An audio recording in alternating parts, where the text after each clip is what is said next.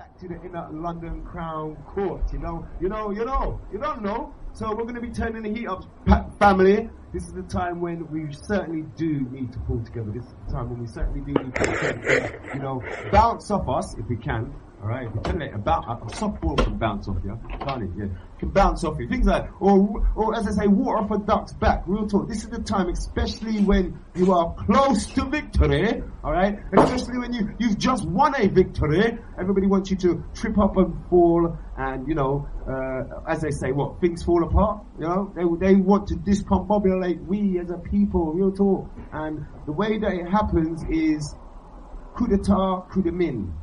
Right? Think about it. Look it up in the dictionary. Coup d'etat, coup de mine. Alright? Look it up in the dictionary and get to understand, right, how dangerous we can be. Right? You have to look at that. That's how dangerous we can be to ourselves. And we are looking at repairing. Let's just look at the litmus paper in terms of how unified we are today. I'm going to dip it in there. Whoa. Come on, people. We need to get into the alkaline zone. Seems like many of you are in the acidic zone. Alright, I do think it's our brother Lorenzo online. We're just going to have a brief talk just to introduce our brother Lorenzo to the family and to speak about the book that he has written for the people, for the family. So it leaves me just to say, Caro Chiu Lorenzo, straight melanated African pride, Dr. Maanga Mizi, the Big G, Galaxy Radio, my family, you are now live. Rise up, my brother Lorenzo. Okay, Caro. Hello, morning. And to you, my brother, greetings. The fine morning as well. It certainly is, family. I'm telling you, you've been enjoying it. Yeah, something. Topping up on the melanin, yeah? Mm-hmm. Getting all toasty and warming up the melanin within ourselves. That's how important it is. Because that helps our creativity. And speaking about creativity, my brother Lorenzo, you are an author of a book, and I haven't got the book in front of me, and I don't want to guess the title. I have forgotten it, but tell us the title of the book. The book is called "The Hungry Shall Be Fed." It's about ancient spirituality and its relevance to modern society. Okay. Just to rush in there, Brother Lorenzo, why the title "The Hungry Shall Be Fed"?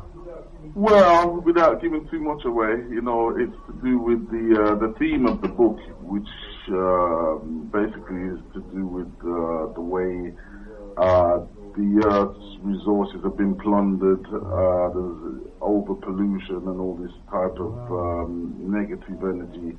The hungry shall be fed refers to the fact that nature will still provide for living creatures, regardless of the pollution, destruction, all the rest of it. It still continues. And from what you just said there, my family, when we actually think about our survival, we tend to think about some of those social aspects. The interaction that human has with human. But you're actually focusing on definitely the relation that we have with Mother Earth. Yeah? That's right. Well, it is absolutely essential, for us to build good relations with each other, with our brothers and sisters. But at the same time, it's important for us to be aware of our relation to the environment. So taking care of the earth, growing things instead of chopping them down. This is something that I believe we've forgotten over time.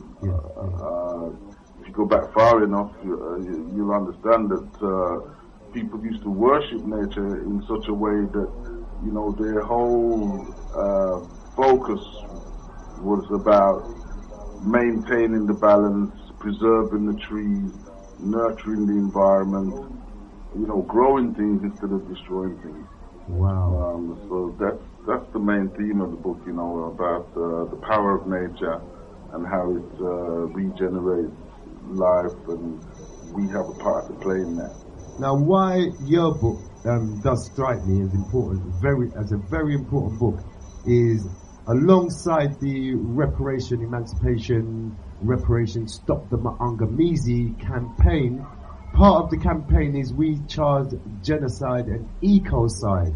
The damage, to the planet. So your book is really in terms of, reparatory justice and an account of maybe looking at our repairing of the planet and repairing of ourselves, your book kind of really falls, you know, right in line in terms of the ecocide, genocide, you know, aspect of what we're facing on the life. In life. So what do you hope, my brother Lorenzo, that readers will gain and take away from your book?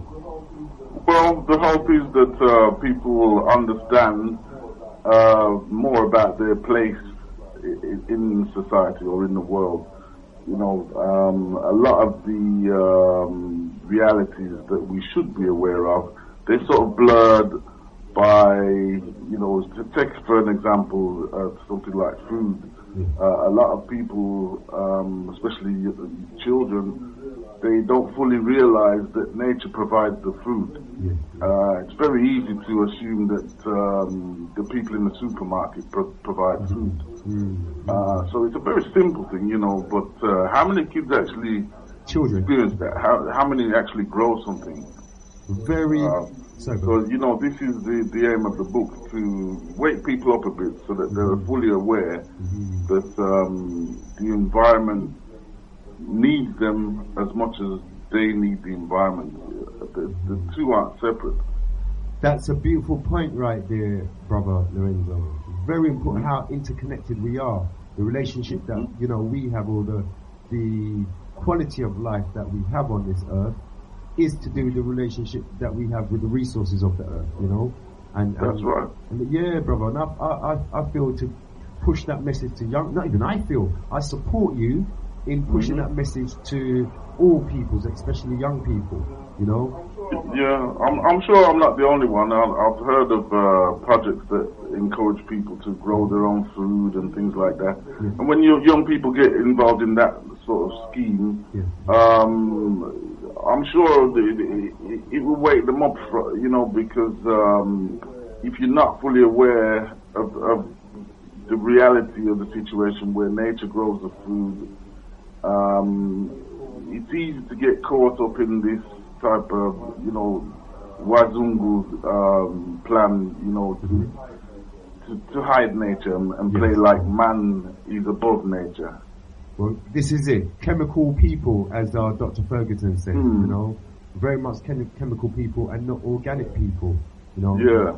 But the growing of our own foods, is there aspects of that in the book also, about helping people to, or encouraging? Well, not the practical side of it, no. Right. But the book is dealing mostly with how the ancestors viewed the world and their relation to the environment. You know, there was a time when there were no people on Earth, obviously, and when people did come into the environment, they had to learn how to live with all the other creatures and how to live sustainably within that situation.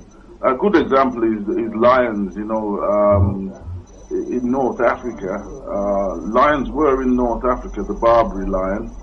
But when the Arabs moved in, you know, I think it was 7th century BC, they pretty much hunted them to extinction. So there's no lions now in North Africa, but south of the border in Black Africa now, the Africans know how to live with the lions. Do you understand what I mean? Is this what? Could you remind me now of when you say that they knew how to live with the lion? When I see that clip with the Maasai's and the lions, is that they can walk up and help themselves to a piece of food and walk off. The lions will allow it, because, you know, even when they're doing that and taking food, they will still leave a share for the lions. It's not about, you know, dominating the lions so that there's nothing for them to eat. But the lions have a right to be in the environment, and so do we. I'm sure the lions were there before people.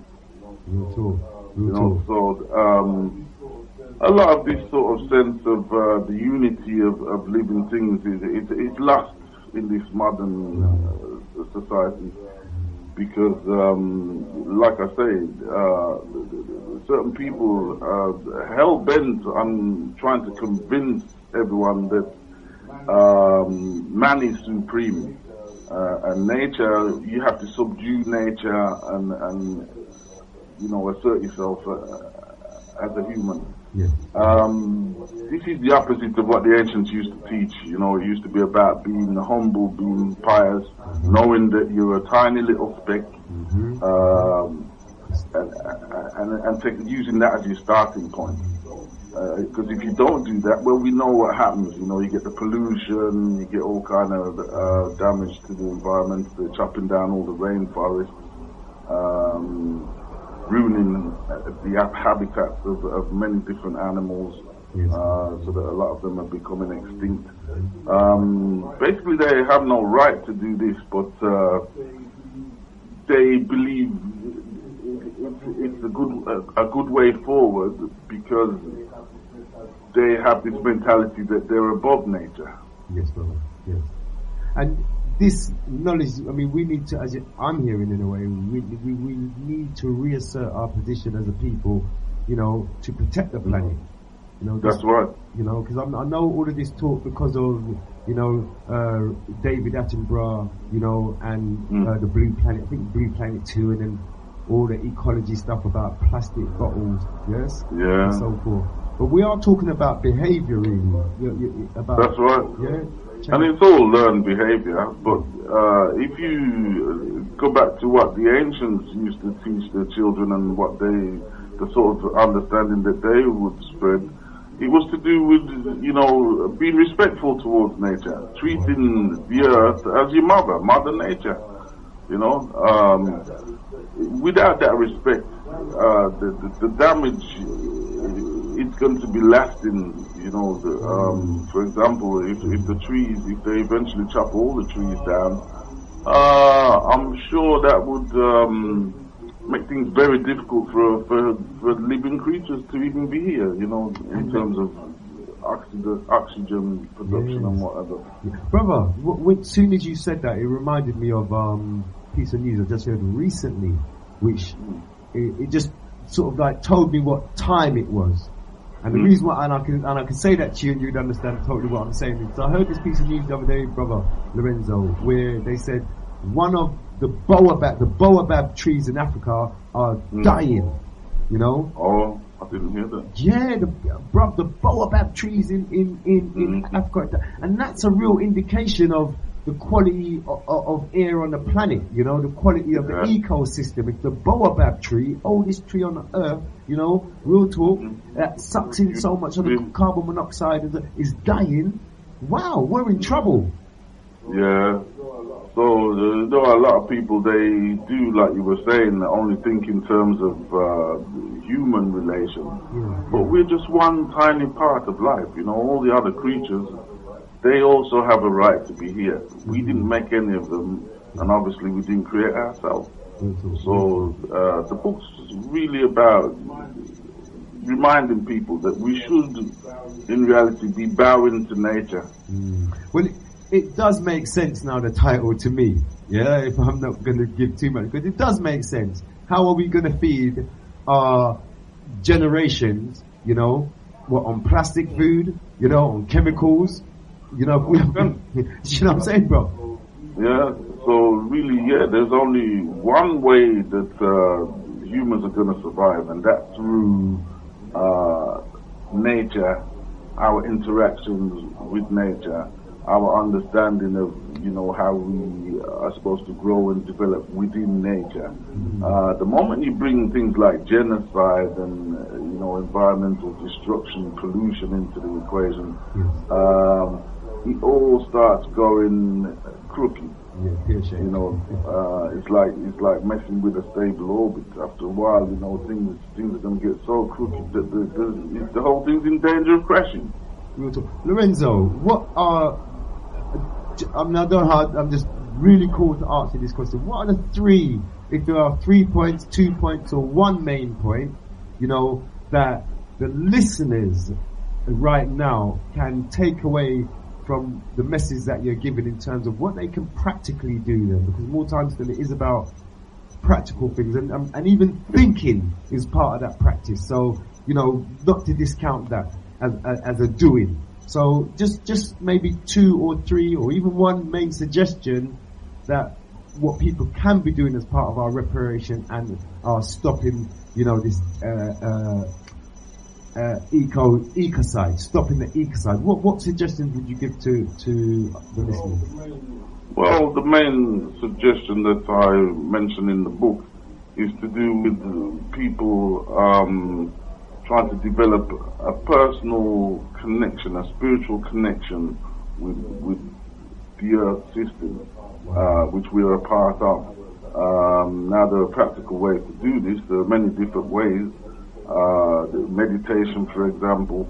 A friend of mine made it clear to me not so long ago that something as simple as walking on the grass but with your bare feet. Yes, this can bring a connection, grounding, that is missing in modern societies where there's tons of concrete everywhere. People, it's not just about appreciating nature. It's about knowing that nature created you, and the connection that I'm talking about, the spiritual connection. It takes discipline, it's something that you have to work at.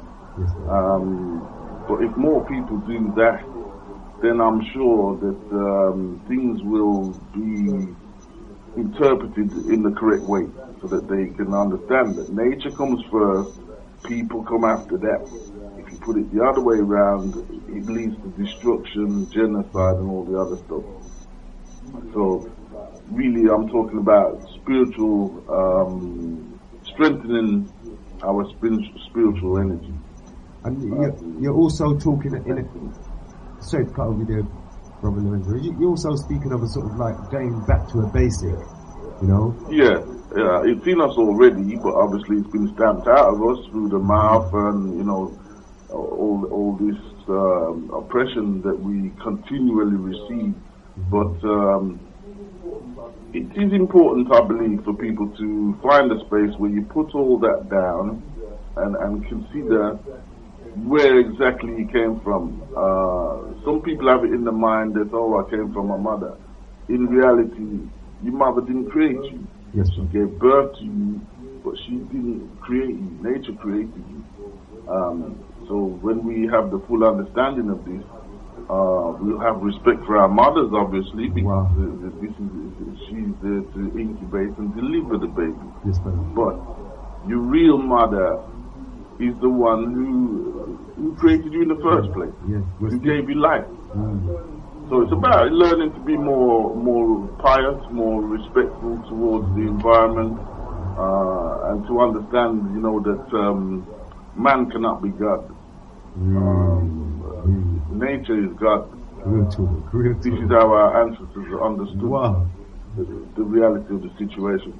That's a great statement, and I'm searching right now, right, brother, we're speaking, to try and find the title of this film that was shown last Strong, documentary, where the filmmakers had gone around the world speaking to Asian, I would say Asian indigenous people, Asian tribal people, and finding out, their views in terms of how they respond to the earth, how they see the earth, what do they think the state of man is right now, and it leads into your book, it leads into, this is all what everyone is speaking of, how our relationship is with the earth, our relationship with the earth, our relationship with each other, as what you are saying, that this is that universal message, that is not fully affected because we're seeing so much war, so much, and we're not seeing the other side of where we're actually taking care of our planet and taking care of each other, as neighbours, and, in that way. And you're right, once we do become grounded and recognise that we all are feeding from this resource, we all are sustained by this, then we become, insignificant in a sense, That's right. That's right. So, I think it's absolutely important for people to understand, the reality of the situation that we live in, where there's a man-made world which is attempting to supersede the natural world. It will never happen. The way I tell it is like the Tom and Jerry cartoon, where the cat never wins. Got you. Groundhog Day. At the end of the day, the hungry shall still be fed. Beautiful. You can understand what I'm saying? Yes, brother. Yes, brother. Mother Nature doesn't abandon her children. Well, brother, you know what? Right, my task this strong is to read more of your book. I'll go through it fully. I did read it, and to ensure that next strong, when we do link on this program, and give more of an account of what the book is saying, and yeah, you know, the I look forward to that. Yeah. Yes, brother. Me too, and because it fits right in line, as I'm saying, between now and you know, and forever, everything we are doing is about repairing ourselves and the planet. This is the part that we tend to forget in a way, as you're highlighting. You know, that's right. So destruction, you know, the Maafa, the way I see it, yes. Fair enough, it was against us, but at the same time, you know, if a set of people are close to nature, when they're oppressed and attacked and brutalized and killed, yes. The people who are doing this, they're doing it to nature as well as to, you know, individuals. Real talk. Brother Lorenzo, we just got another caller coming in, right? It's okay. Our caller's gone, alright? Sister Wynn, good to have you listening ear.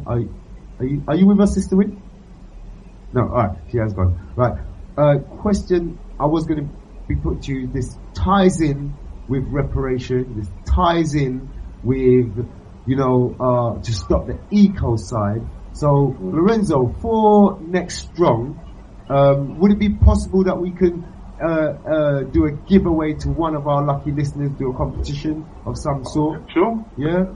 And should we pose a question now, just the top of our heads, maybe now, or maybe you can give it a thought, that we can give our listeners to be thinking about, or a task that our listeners can be doing, and the ones that maybe come up top, whoever comes up top can win a prize. So for now, just give that, just hold that thought there, brother Lorenzo.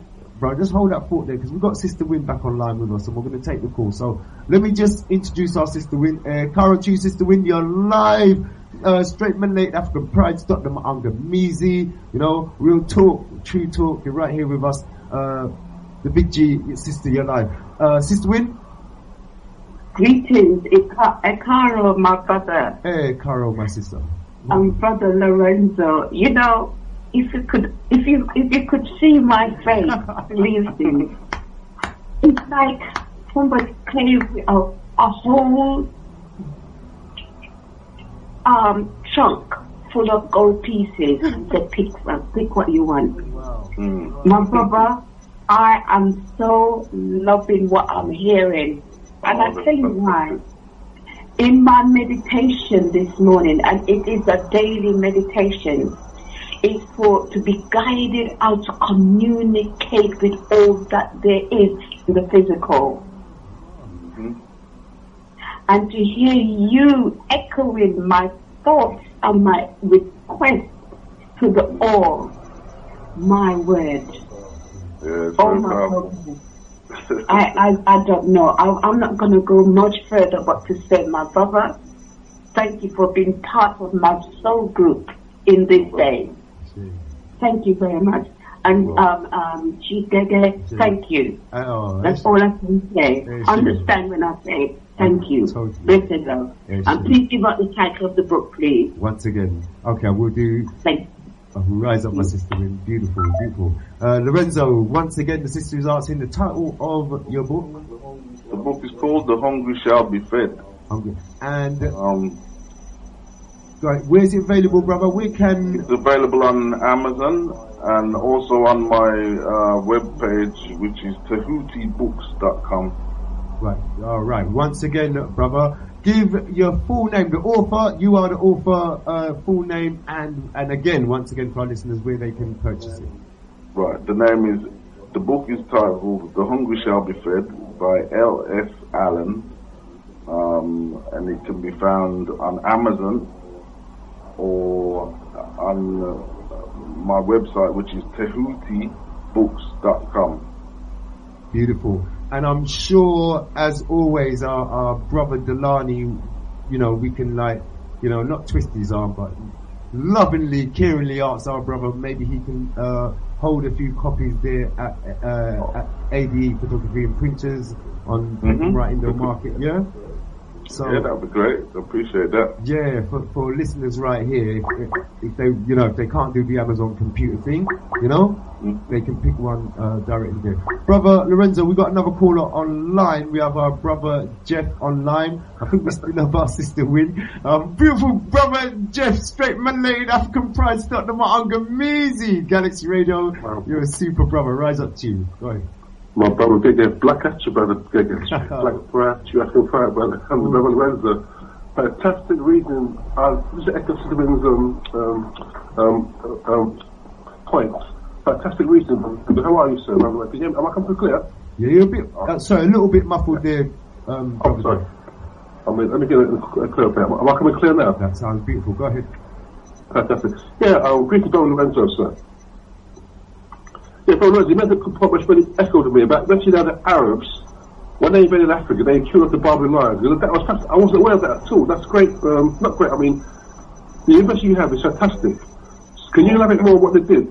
Because I wasn't aware of what they did. I mean, we know that they're standing to do humans. With Africans, they're decimated, and the West they're forced into that or migrated to South, West Africa.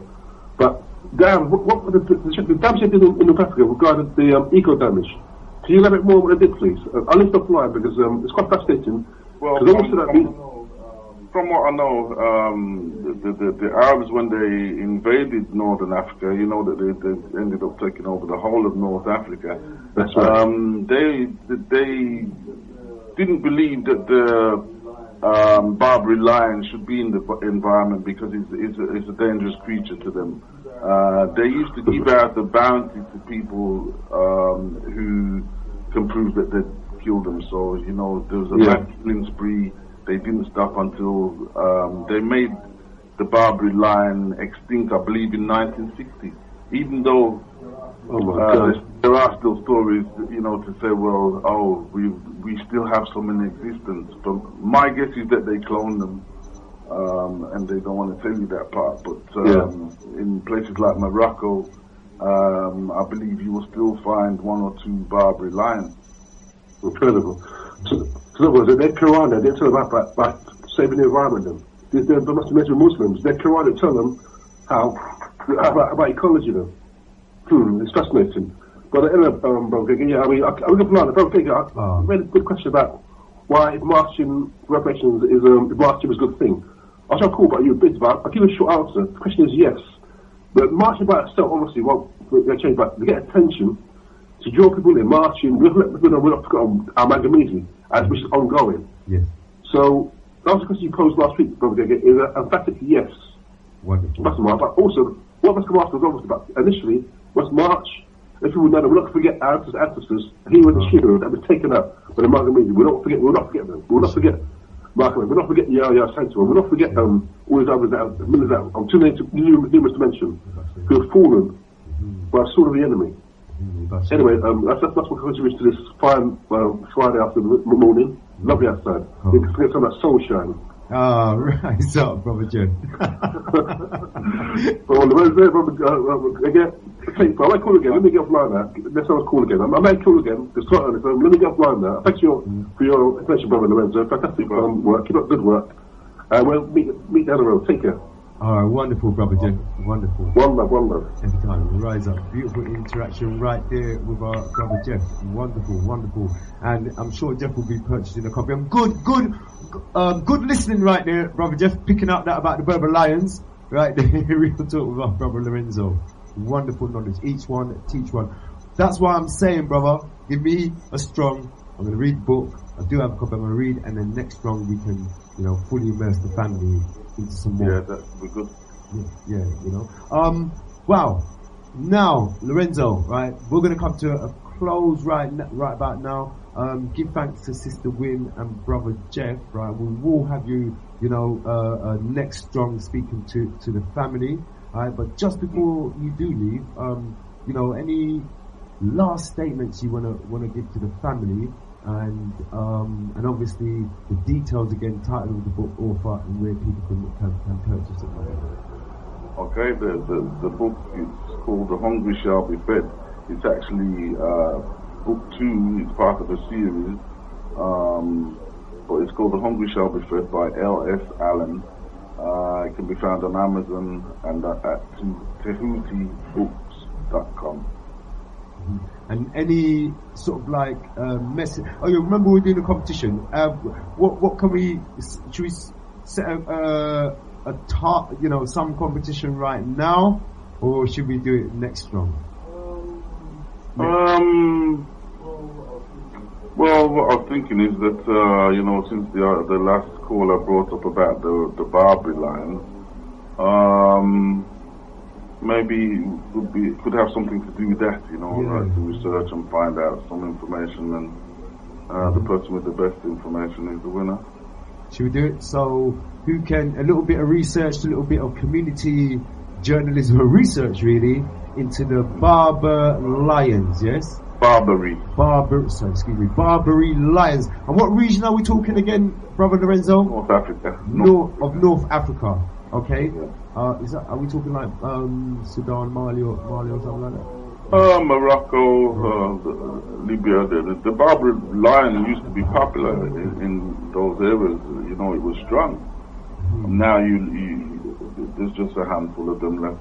But that's some research for a lot of us to do, myself, into the Barbary. So who can, Brother Lorenzo is setting the task, Galaxy listening family, for who would like to have a who would like to win a copy, so it's free thing, like to win a copy of the amazing book, The Hungry Shall Be Fed. The question or the task is for a listener to explore and bring to the family some unique or very special piece of research around the Barbary Lions. And Lorenzo will be judging and saying which listener has done a nice piece of research and this. I mean, I'm sure everyone will, right? So that's going to be a very hard task for you, Lorenzo, in picking one, I'm sure. We'll see how it goes.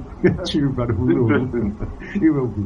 It will be. Lorenzo, brother, I'm going to, thank you and also your family, your heritage, your lineage, your ancestors, Olodumare, the creative source that is inspiring and walking with you and guiding you, and the fact that you are hearing, listening and adhering, to the messages and to the guidance that can bring to us an important piece of work, that's being written in our time right now, by an African, in the diaspora, for the world family. And I think that is a unique piece of work. And in terms of repertory, justice and action, you have just received a repertory, merit of order of, real talk. This is what we're offering them out now, you know what I mean, to ones and ones. Olaya Gege is saying this is our repertory action award, you know what I mean, real talk. And you receive, you must receive, between the Real Talk, True Talk program right here, you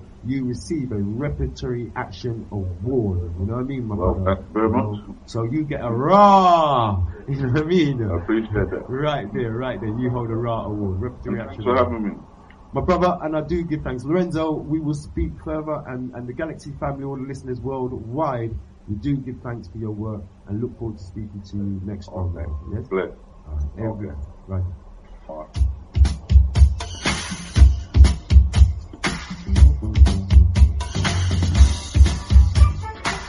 right. Real talk. I think I feel just like Sister Win, like somebody gave me a whole bag of gold and said, choose one.